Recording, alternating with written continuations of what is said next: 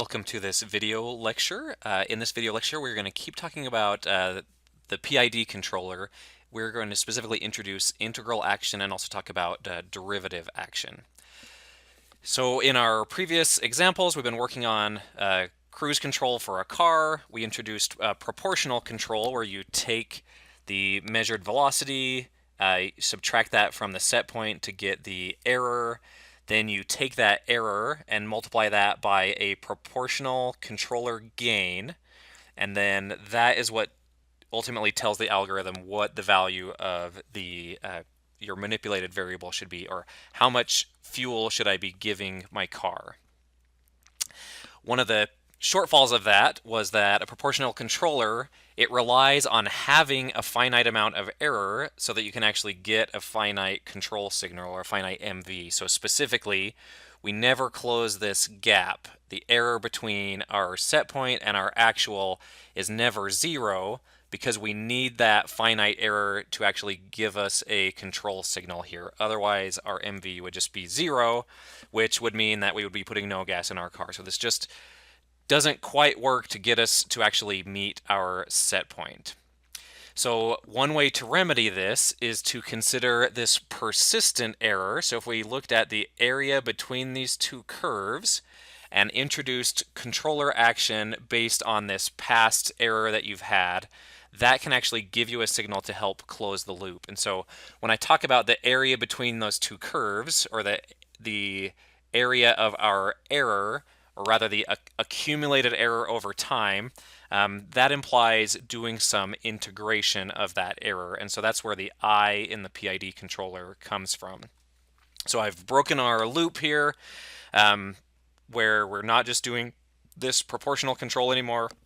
So what we're going to do is we're going to take this same error signal and integrate that signal. So that'll give us the accumulated error over time, or the integral of the error over time.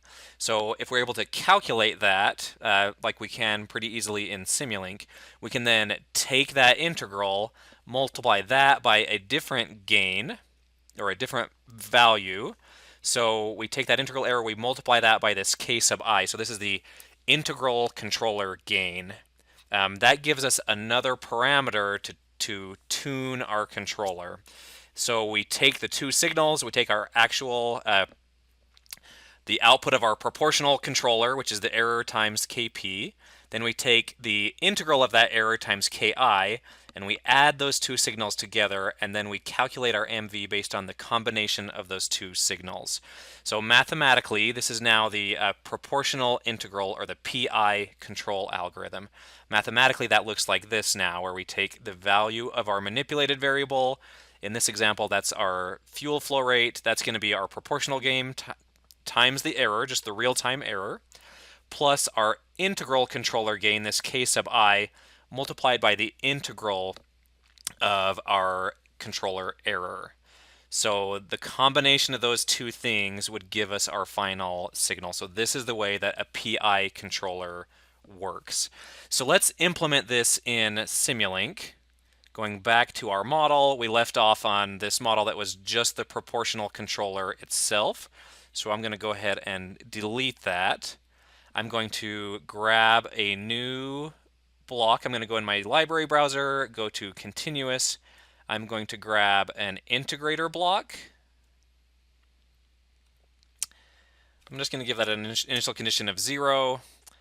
I'll right click and go to format, flip that block. I'm going to pull that same signal. So basically that error signal is now going to two different places. So we're just replicating that signal. I'm going to change this block to just Kp. So this is my proportional gain. I'm going to copy that, rename this now as Ki, or my integral controller gain. Connect that here so it's grabbing the signal after the integrator. I will get another summation block from my, actually I can just copy this block.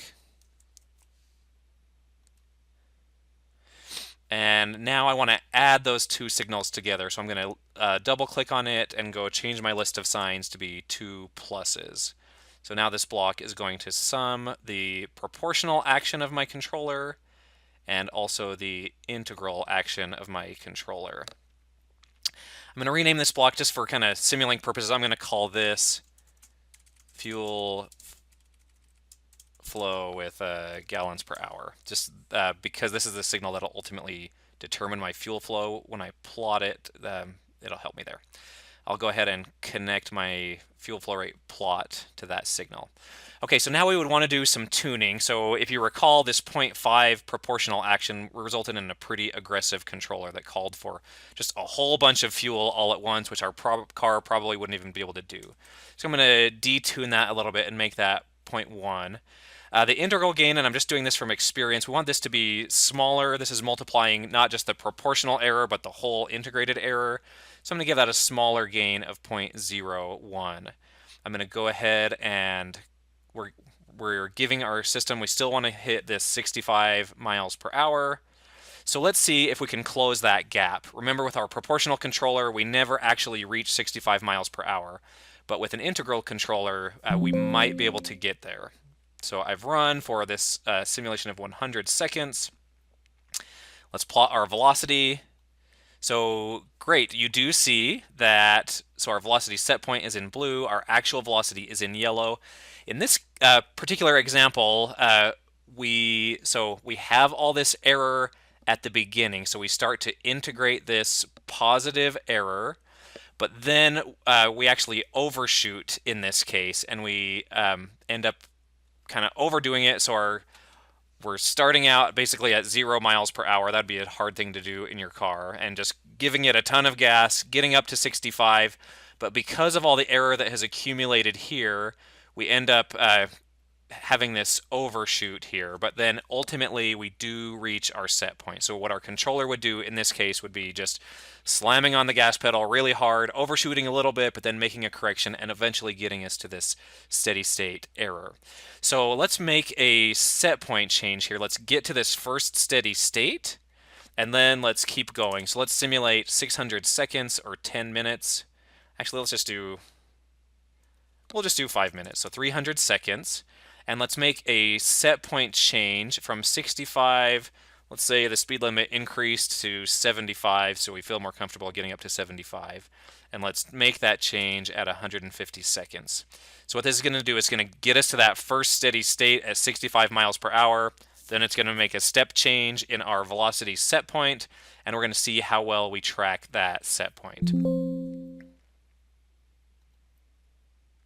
Okay, so we do get up to that 65, and we hold 65 for a little over a minute, then we make that step change and we get up to 75 with some overshoot. Okay, so that is how proportional integral control works, and you can see that by adding in the integral, that gives us now a finite value that can assign the value of our manipulated variable. So we can actually reach our set point and still have reasonable values for our fuel flow rate. And here's how that looks with our fuel flow rate. So we give it tons and tons of fuel at the beginning. We ultimately level off. Then when we make our set point change, we have this sudden increase in fuel flow, and then that gradually levels off, and we end up with this steady state fuel flow being a little bit higher than our previous steady state fuel flow. Okay, so if you noticed, I sort of arbitrarily assigned values to the proportional controller gain and the integral controller gain. So that's going to be our next video, is how do you actually tune this controller. So I'll introduce some nice rules that will allow you to actually tune your controller. And we'll also introduce a pre-built block in Simulink that is the PID controller. So that is here. So we won't have to build this ourselves with all these different blocks. We will just plug and play our PID controller into there. For completion, I just want to talk about the last element of a PID controller, and that is derivative control. So in our proportional example, I'll use this. Remember, we are just looking at the absolute error here, or the magnitude of that error, to decide how aggressive our controller is going to be. With integral control action, we are looking at the integrated error. The integrated error over time. So if we add in what's called derivative action, we can actually look at the rate of change of the error. So we can see here that the rate of change of our error is, because our actual velocity is changing quickly here, the error itself is going to be it's going to be decreasing quite rapidly. So this can give a controller sort of a predictive value, where if you see that your system is moving very fast based on the derivative of that error, you can add in control action that way. So what we would do is we would take our PI controller, we would take this same error signal, we would process that through this derivative operator. So this block would take the derivative of the error. We would multiply the signal, that derivative of the error, would multiply that by a derivative controller gain, and then we would add that to our final signal. So the overall algorithm ends up looking something like this. The value of our manipulated variable would be our proportional controller gain times the error itself, our integral controller gain multiplied by the integral of the error over time, and then our derivative controller gain multiplied by the derivative of that error. In our next video lecture, I'm going to talk about how do you actually tune a controller like this, and I'm actually going to leave out the derivative action. One of the issues with derivative control is that it relies on this data coming in from your sensor, and sometimes that data can be pretty noisy. So taking a derivative of noisy data can introduce some issues that you'd have to figure out how to deal with filtering and other techniques. So we're going to just stick with a PI controller, which we'll find is very effective even without the derivative action.